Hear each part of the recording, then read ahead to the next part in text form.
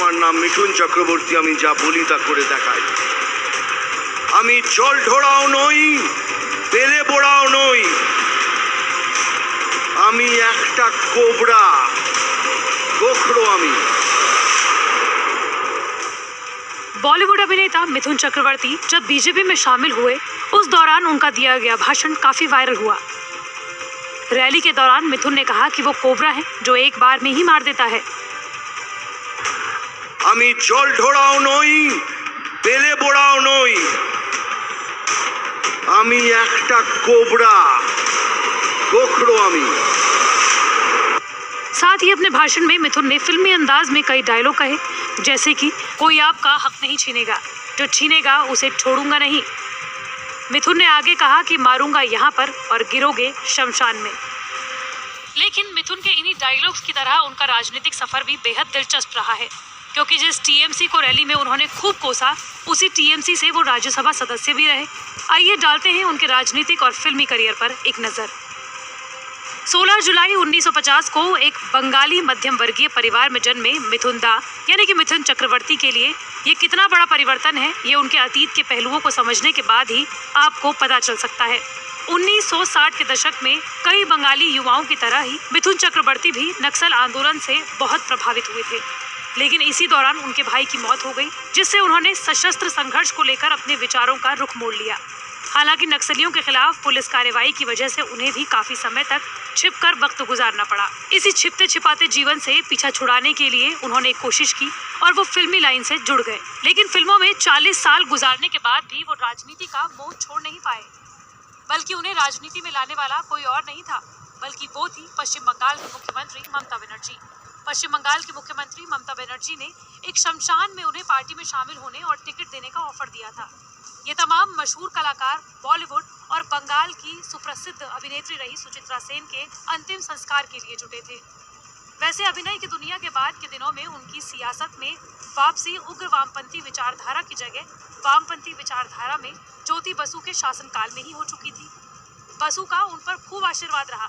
हालांकि ज्योति बसु के अलावा उनकी लेफ्ट पार्टी के नेताओं से ज्यादा नहीं बनी। और फिर आया 2011 में लेफ्ट का शासन खत्म होने के बाद वो धीरे धीरे तृणमूल कांग्रेस के करीब आ गए, जिसके कुछ सालों बाद टीएमसी प्रमुख और पश्चिम बंगाल मुख्यमंत्री ममता बनर्जी ने उनको राज्यसभा में उम्मीदवार बना दिया और वो जीतकर ऊपरी सदन पहुंच गए। लेकिन इसके कुछ समय बाद ही शारदा चिटफंड घोटाले में नाम आने के बाद मिथुन परेशान हो गए। वैसे अपने कार्यकाल के दौरान भी संसद में उनकी उपस्थिति बहुत ही कम रही।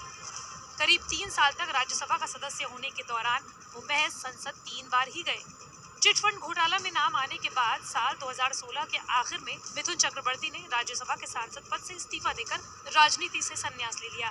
उस समय मिथुन ने अपने खराब स्वास्थ्य को राजनीति से नाता तोड़ने की वजह बताया था, लेकिन दरअसल उनके राजनीति छोड़ने की शुरुआत उसी समय से हो गई थी जब उनका नाम शारदा चिटफंड घोटाले में आया था।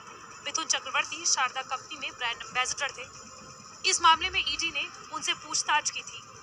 दरअसल सबसे पहले मिथुन लेफ्ट में थे, फिर उनकी एंट्री टीएमसी में हुई और टीएमसी से होते हुए अब वो बीजेपी में आ गए हैं।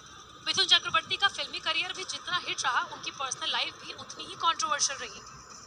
आपको बता दें कि मिथुन का नाम यूं तो कई को स्टार जैसे कि रंजिता, सारिका और कई हीरोइंस के साथ जुड़ा, लेकिन श्रीदेवी के साथ उनके अफेयर की चर्चा सबसे ज्यादा रही। 1984 में उनकी एक फिल्म आई थी जाग उठा इंसान में मिथुन श्रीदेवी ने पहली बार स्क्रीन शेयर की थी। इस फिल्म की शूटिंग के साथ दोनों के अफेयर की खबरें भी आने लगी। मिथुन चक्रवर्ती ने एक इंटरव्यू में खुद कबूल किया था कि उन्होंने श्रीदेवी से गुपचुप शादी कर ली थी। हालांकि दोनों का रिश्ता ज्यादा टिका नहीं और इसकी वजह थी मिथुन चक्रवर्ती की वाइफ योगिता ने मिथुन को धमकी दे डाली थी कि अगर उन्होंने श्रीदेवी से रिश्ता रखा तो वो सुसाइड कर लेंगी। इसके बाद वो श्रीदेवी को छोड़कर फैमिली के पास वापस लौट आए। मिथुन के फिल्मी करियर की शुरुआत 1976 में आई फिल्म ब्रेगा से हुई। इस फिल्म में उन्होंने ऐसा दमदार किरदार निभाया कि उन्हें बेस्ट एक्टर का नेशनल अवार्ड तक मिला। इसके अलावा अग्निपथ, बंगाली फिल्म तहादर कथा और स्वामी विवेकानंद के लिए उन्हें नेशनल अवार्ड मिला। अब तक वो 350 से ज्यादा फिल्मों में काम कर चुके हैं।